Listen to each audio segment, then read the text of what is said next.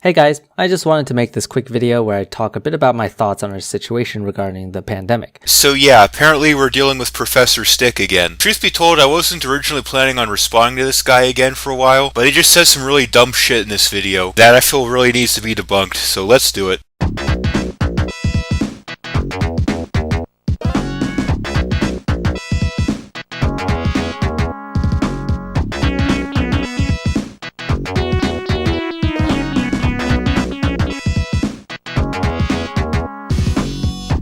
It's been a bit over a year since it has started, and countries really started to lock down. So we've been doing all the masks, lockdowns, social distancing, we've been doing all this bullshit for over a year now, and we're still dealing with this stupid virus. You'd think if all this shit was actually effective, if it was actually going to work, it would have worked by now. Like if doing something for an entire year doesn't make the problem go away, that should more or less be a signifier that what you're doing isn't really effective.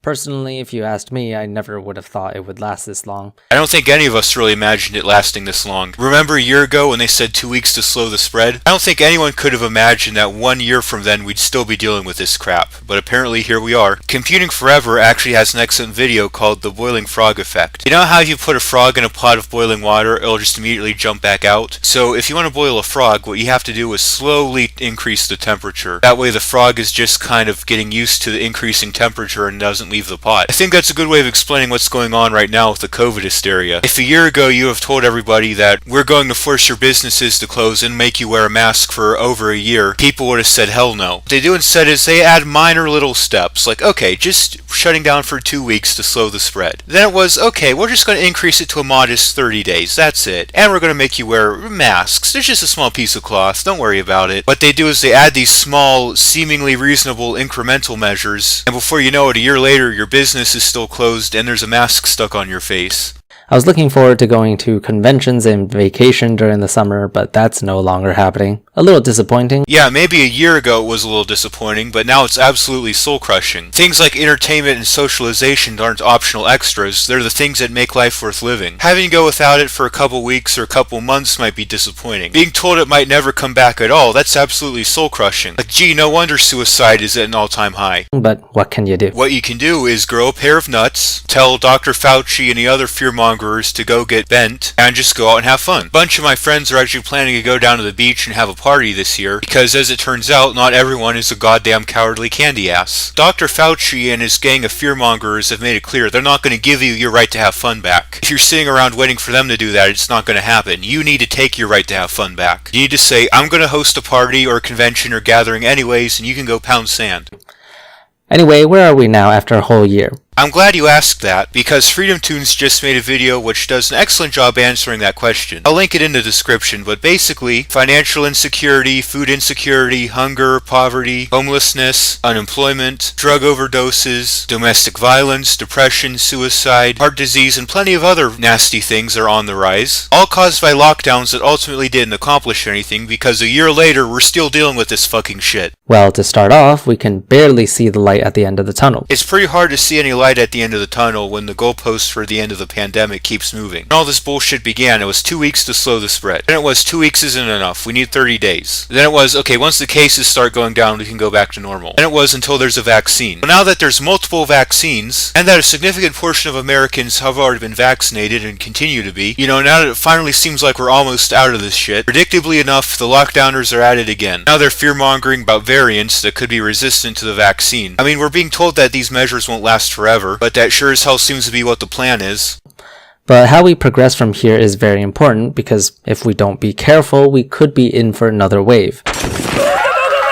Ooh, that's right guys, you better bend down and kiss Fauci's ass, or else there might be another wave. Ooh. Just like that last second wave that they were fear-mongering about, but never actually happened. As a matter of fact, cases were actually on a decline around that time.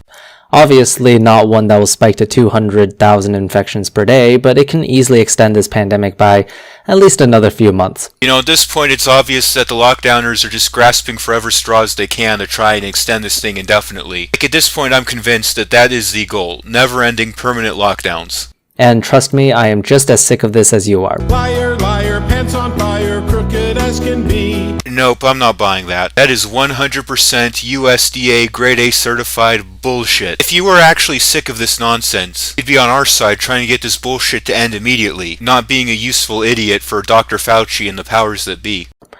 Ultimately, what will bring the numbers down are the vaccines. It's false. Actually, what will ultimately bring the numbers down is people achieving herd immunity, which can be achieved either through vaccines or through natural immune response, which is something that lockdowners conveniently like to forget about. We now have multiple different options, and production is ramping up. Joe Biden promising every American the vaccine by May 1st is somewhat optimistic. I promise the American people that by the end of spring, we're going to have enough vaccines for every American. 450 million, trillion, billion of them. Yeah, I believe Joe Biden more if he told me he was going to have a pet dragon for every American by that time. Just keep in mind that just because every adult is eligible does not mean you will get it on May 1st. I can imagine very long wait times. You guys are going to want to remember this right here, because it's going to come back to bite him in the ass later in a video. But nonetheless, I want to remain positive. Once we reach herd immunity, which will be somewhere around 60 to 70% of people vaccinated, then we can truly return to our normal lives. Well, first of all, most people in younger populations have already achieved herd immunity, because like I mentioned before, herd immunity can be achieved through natural immunization as well, not necessarily just through vaccinations. The only people really at risk are certain more vulnerable people, but we can target protections toward them without destroying everyone else's life, but more on that later. But most importantly, the people in the COVID cabal aren't interested in giving you your life back. They've made that abundantly clear at this point. The CDC itself has changed the definition of herd immunity multiple times now. They've changed the definition to exclude natural immunization, and the official percentage of people that would need to be vaccinated before we achieve herd immunity keeps changing. It was 60%, then 70%, sometimes as high as 80 or 90%. Once we do finally reach the arbitrary goalpost they've decided is herd immunity, they're going to change the story again to keep perpetuating the lockdowns. Like they're already doing it. They're currently trying to concoct this whole narrative where there's some variant that's immune to the vaccine, and therefore even when you get vaccinated we still have to lock down. I mean, I don't know how much I can make it more clear that their plan is not to give you your freedom back. It never was. This bullshit ends when enough people say enough is enough, it's time to resist and disobey. Until people have the spine and the balls to say fuck no, we want our lives back, you can expect the lockdowns, masks, and all that bullshit to go on indefinitely. Masks have become so common. Yeah, the only reason that masks have become so common is because the government's forcing them on the people. There's little to no data that suggests that they're actually effective at stopping the virus. And all you people out there who want to wear masks, just wear a fucking mask. I don't care. Like, I don't understand why the people who are pro-mask can't just go fuck off and wear their own mask, why they have to force one onto me. That I haven't shaved in ages. I can't wait to get rid of them. Why the fuck you lying? Why you always lying? Oh my god. Stop fucking lying. Are you fucking serious, dude? You're like probably one of the biggest mask worshippers on YouTube. Like, I don't know who the fuck you think you're fooling with this shit. Like, I can't wait to get rid of these masks that I've spent multiple videos lambasting other people for not wearing. But anyway, COVID will never really leave. It's going to still circulate in our population forever and become as common as the cold or the flu. It may be a virus that leaves a permanent imprint on our gene pool. Can you imagine that? I have to give this guy credit here, as this is something that lockdowners usually aren't honest about. COVID, just like every other disease, is always going to be around forever. It's just how diseases work. They don't magically go away. You see, vaccination and herd immunity don't make diseases go away. They just build up resistance to it. The disease is still ultimately there, you're just not really catching it. And that's why when people say we've eradicated polio or chickenpox, they're not entirely being accurate, because polio and chickenpox is still out there. It's just that thanks to mass vaccination, they're not really affecting many people. Anyway, one thing I do want to briefly talk about is the distrust for science. Oh no, I trust the science, but like the actual science. You know, things like the Great Barrington Declaration, which is actually supported by a majority of the scientific and medical communities. What I don't trust are the faux intellectual pseudoscientist fearmongerers that you expect us to worship. The other day I made a tweet saying, if you don't trust science, you should refund your smartphone, turn off the lights, stuff like that. And it's so true that a ton of things we take for granted today was made possible only through science. Well, yeah, I do realize that science is important. You know, it reveals the truth about the world around us, which we can then use to improve our lives. I understand the importance of science. The problem, though, is that it's not a 100% infallible discipline. I mean, scientists can be, and often are, wrong about things. Just because an idea or a concept comes from a scientist or from a scientific organization doesn't mean it's unquestionable. And all these people who argue that you can't criticize an idea because it comes from science don't understand what science actually is. Science is a process process by which we seek to refine our understanding of the world. Questioning and criticizing ideas is a very big part of that process. And if you're just going to blindly adhere to a narrative and dismiss any sort of criticisms whatsoever as anti-science, then at that point you're practicing religion, not science. And the same scientific methods and principles apply when we talk about things like medicine too. That's why it's so important to trust science in general. Why is it that people trust doctors and biologists less than they trust scientists that build your electronics? Maybe that's because electronics and biology are two completely different fields of science, and the principles that apply in one may not necessarily apply in the other. This is something I've mentioned in a previous video. Science isn't a singular monolithic body of knowledge. There are many different fields of science, each of which entail different processes and knowledge. A concept that's applicable in one area of science may not necessarily be applicable in another. But another important distinction to make here is that the scientist that deals with the electronics isn't necessarily suggesting things that will impact all of society, whereas a lot of these biology experts are. I've mentioned this in a previous video, but biology only gives us part of the story. Sure, biology can explain to us how the virus tends to behave and how it spreads and all of that, but what are the consequences of that virus spreading? How are shutdowns going to affect the economy? This involves understanding of things like sociology and economics, things that simply the biology of it aren't going to tell us. It's time to realize that people just think they themselves are smarter than they actually are. Yeah, and you're one to talk about people thinking they're smarter than they actually are. Joking aside though, what he's doing here is kind of intellectually dishonest. He's taking all the dissenting opinions, and is basically trying to write them off as a bunch of crackpots who don't know what they're talking about. Formerly, this fallacy is known as poisoning the well, trying to bias your opponent against a particular point of view before introducing it. Now, I'm sure there are plenty of people out there who do actually think they're smarter than they actually are and are talking BS, but Professor Stick is trying to make it out as if that's the entirety of the dissent against the COVID hysteria, and that's actually not the case. There's actually plenty of doctors, biologists, and scientists speaking up against the mask worship, the advocacy of lockdowns, and generally just criticizing the COVID hysteria. The fact that plenty of smart people are also criticizing the COVID hysteria pretty much undermines this whole tactic that Professor Stick here is trying to pull off.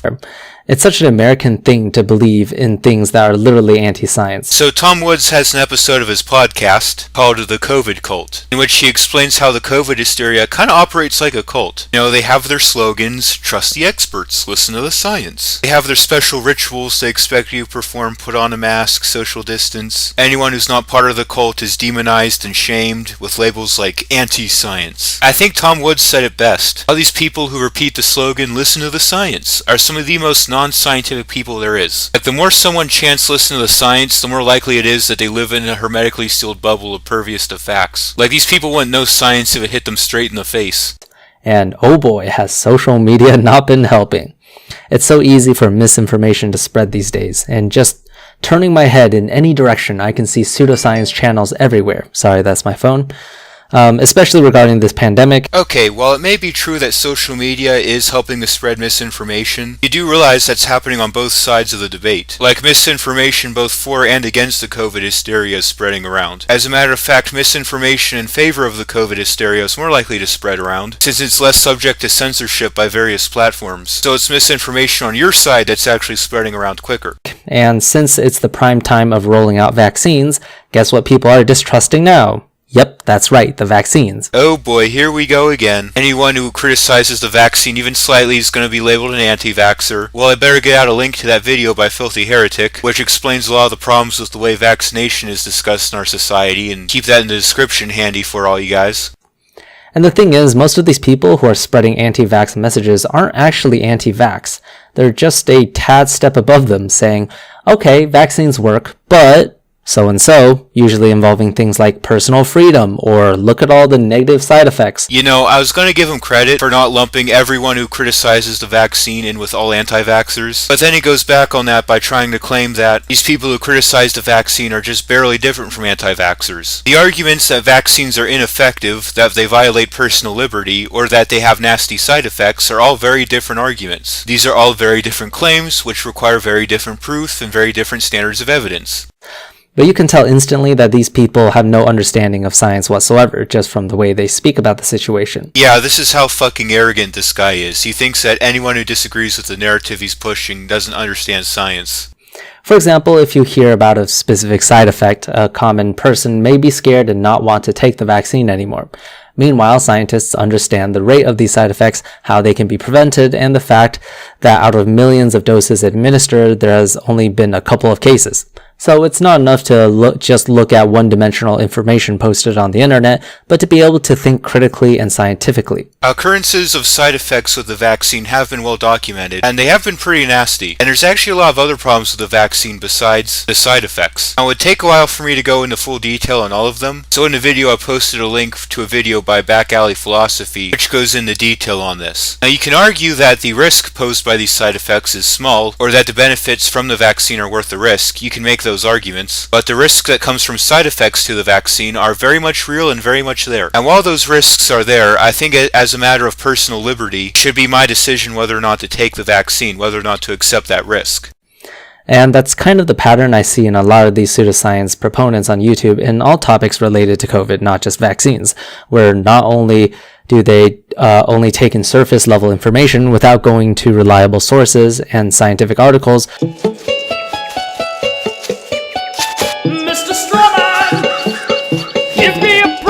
Wow, you really haven't done any research on the dissenting opinions, have you? Because there are actually plenty of scientific papers and articles that criticize things like masks, lockdowns, things like that. I'll be posting them down in the description as well. But they also try to make it political. Seriously, this pandemic is a public health issue. Please don't go out of your way to push it into politics. Well, I can't speak on behalf of anyone else, but I would personally like to push this issue out of politics. I've said this in previous videos, but if you're upset about this whole pandemic being made a political issue, I'm like the last person you should be getting mad at. I want the government out of this. Get rid of the state-mandated lockdowns, get rid of the state-mandated masks, let individuals decide for themselves what level of risk they're willing to take. Yeah, get politics out of this, get the government out of it. Agreed. I might make a video here and there about it soon, we'll see. We all know how YouTube treats anything that discusses the pandemic, so what can we do? Well, first of all, it's usually been the liberals and the COVID hysteria people who have been calling for censorship against what they perceive to be misinformation. So your side is the one that made that bed, not us. But also, like I mentioned before, you're going with the tide of the COVID hysteria. Like, you're on the position least likely to be censored by social media. What can we do about that? So anyway, at this rate, it is very possible that we don't hit the 60 to 70% mark to reach herd immunity. As long as people like Tucker Carlson exist, we will always have batshit crazy people who openly oppose science. Yeah, the reason we'll never be able to get back to our normal lives is because of Tucker Carlson. It has nothing to do with the liberals constantly shifting the goalposts for the end of the pandemic. Nah. So Professor Stick seems to be of the opinion that dissent against the vaccine is going to be a major threat to herd immunity. But if you recall earlier in the video, he said that once the vaccine becomes available for the general public, there will be massive wait times. Well, if you surmise that there's going to be massive wait times for this vaccine once it's released to the general public, chances are then that dissenting opinions against the vaccine aren't really deterring people from taking it. As a matter of fact, even with all the people speaking out against vaccines, over 2 million vaccines are being administered per day in the United States, and that rate seems to be increasing as opposed to decreasing. So the whole narrative that people speaking out against vaccines is some kind of threat to herd immunity just doesn't hold any water. This country is just so messed up. But anyway, that's why I take pride in doing what I do here. We need more channels that speak up for science. Because it feels like half the country actually thinks science is an opinion or something. Does this even exist in other countries? Definitely not to the same degree. And every time I open YouTube and see another person speaking against vaccines, I lose a bit more hope in humanity. Are you kidding me, dude? This guy's trying to act as if his position hasn't been given enough of a voice, and that's absolute bullshit. Like, his side, the whole COVID hysteria, is getting wall-to-wall media coverage on pretty much every platform, and anyone who speaks out against that position is usually lambasted, if not outright censored. If anything, it's our side who doesn't have enough of a voice. How often is dissent against COVID hysteria covered in the media? How often are the data and facts against masks and lockdowns being discussed in scientific circles? Like, tons of videos, sometimes even entire channels are being removed from YouTube because of COVID wrongthink. Professor Stick's side is being represented quite well. People who need more of a voice are us. The people on the side of liberty and justice. The people who are fighting to free everyone from the COVID hysteria. We're the people who need more of a platform. So anyways, now we get to the part of the video where he starts to say shit that really pisses me off. Now, here's something you may disagree with me on, and I'm going to say it anyway. I am not against vaccines being straight up mandatory. Now, in German!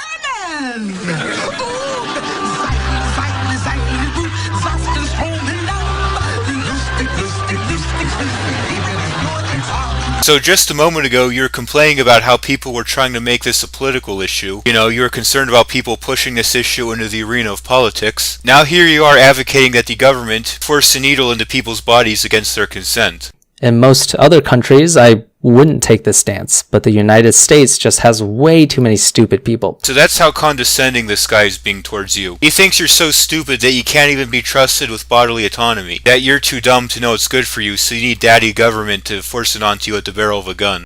And if it were just for your own health, then fine, you can choose to not vaccinate. But the issue here is that vaccines affect everyone around you, especially the vulnerable.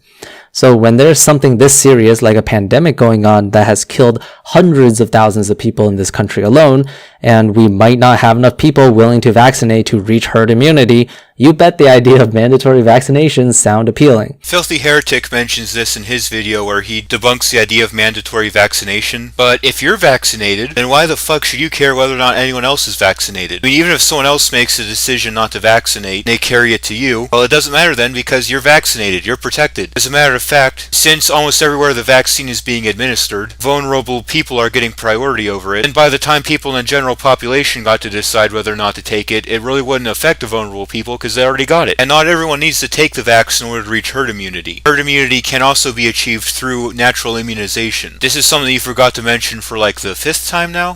And I'm not even ashamed of saying this. So here's something I'm not ashamed to say. If you're a police officer or a government agent, and you're out enforcing government mandatory vaccines, and you try to impose a vaccine onto someone against their consent, and they shoot you in self-defense, I feel absolutely no sympathy for you at all whatsoever. We have a Second Amendment to protect us from government tyranny for a reason.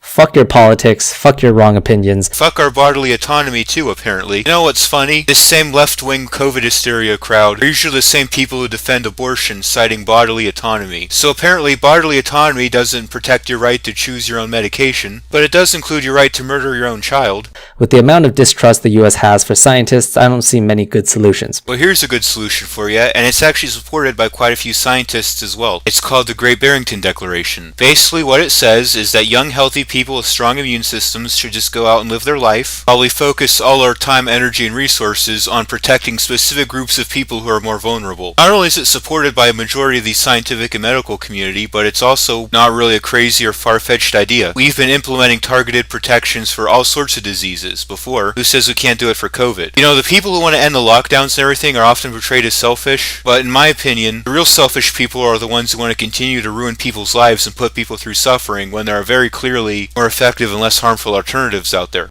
Should you educate more people? But then how do you do that? And would people even be willing to be educated? Or is it hopeless enough that we should just screw everything and make things like vaccinations mandatory? Giving the state unilateral power to violate people's individual bodily autonomy because their opinions and the way they want to live their life is out of step with what some cabal of elites approves of is nothing short of a recipe for absolute tyranny. I'm sorry, but I'd rather this pandemic not extend for another half a year because people have brains the size of cashews. What do you guys think? I'd love to hear your opinions. But anyway, I apologize if you can hear the frustration in my voice. Feels like I've been sitting in my tiny apartment for like a million years now. And even if we vaccinate most people in the country, there are still variants to think about. It literally never ends.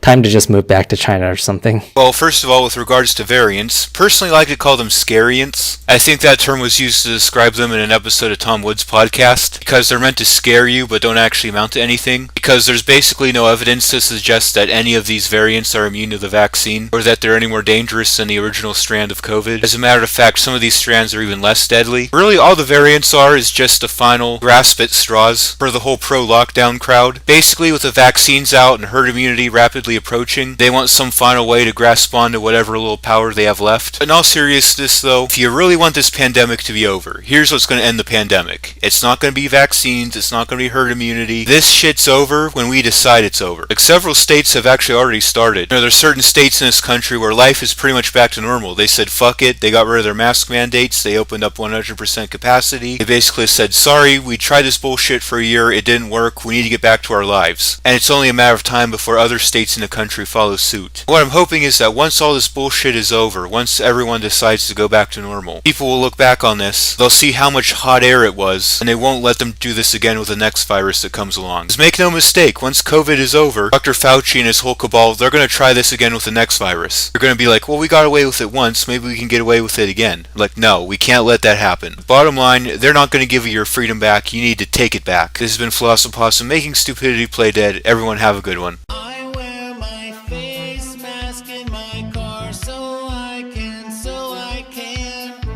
virtue signal.